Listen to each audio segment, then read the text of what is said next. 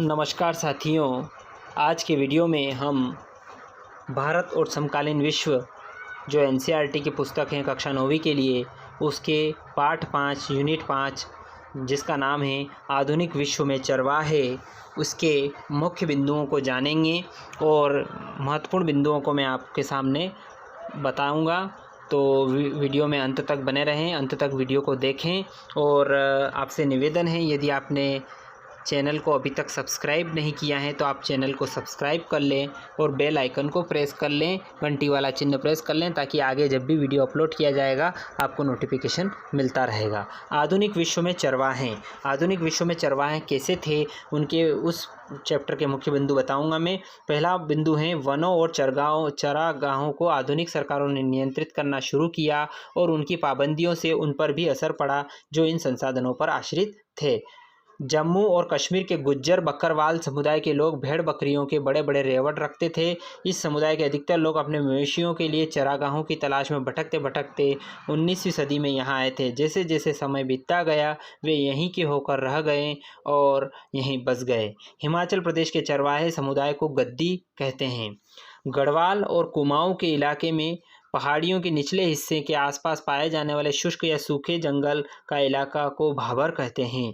उच्च पर्वतीय क्षेत्रों में स्थित विस्तृत चारागाहों को बुग्याल कहते हैं, जैसे पूर्वी गढ़वाल के बुग्याल जहां भेड़ चराए जाते हैं। धंगर महाराष्ट्र का एक चरवाहा समुदाय है। धंगर समुदाय महाराष्ट्र का जाना माना चरवाहा समुदाय है जो जीविका के लिए कंबल और चादरें भी बनाते थे। कुछ भैंस भी पालते थे और अक्टूबर के आसपास ये बाजरे की कटाई भी करते थे। रबी और जाड़ों की फसलें जिनकी कटाई मार्च के बाद शुरू होती हैं। खरीफ सितंबर अक्टूबर में कटने वाली फसलों को खरीफ कहते हैं। ठूंठ पौधों की कटाई के बाद जमीन में रह जाने वाली उनकी जड़ों को ठूंठ कहते हैं। कर्नाटक और आंध्र प्रदेश में पाए जाने वाले चरवाहा समुदाय हैं गोल्ला, कुरुमा और कुरुबा समुदाय, जबकि उत्तर प्रदेश मध्य प्रदेश में बंजारे होते हैं। देश के एक बड़े भाग विशेषकर पंजाब, राजस्थान, उत्तर प्रदेश, मध्य प्रदेश, महाराष्ट्र आदि के ग्रामीण क्षेत्रों में पाए जाने वाले चरवाहा टुकड़ों को बंजारा कहा जाता है। बंजारे नई घास भूमियों की तलाश में अपने पशुओं के साथ दूर दूर तक घूमते रहते हैं। भोजन और पशु चारा के बदले में हल चलाने वाले पशुओं और दूध उत्पादों का लेन देन कर लेते हैं। साथ ही साथ इन पशुओं की खरीद बिक्री भी करते रहते हैं। राजस्थान के रेगिस्तानियों में राइका समुदाय रहता था। इस इलाके में बारिश का कोई भी भरोसा नहीं होता था, होती भी थी तो बहुत कम, इसलिए खेती की उपज हर साल घटती बढ़ती रहती है। बहुत सारे इलाकों में तो दूर दूर तक कोई फसल नहीं होती ही नहीं थी। इसके चलते राइका खेती के साथ साथ चरवाही का काम भी करते थे। राइकाओं का एक तबका ऊँट पालता था, जबकि कुछ भेड़ बकरियां पालते थे। उपनिवेशिक शासन के दौरान चरवाहों की जिंदगी में गहरे बदलाव आए।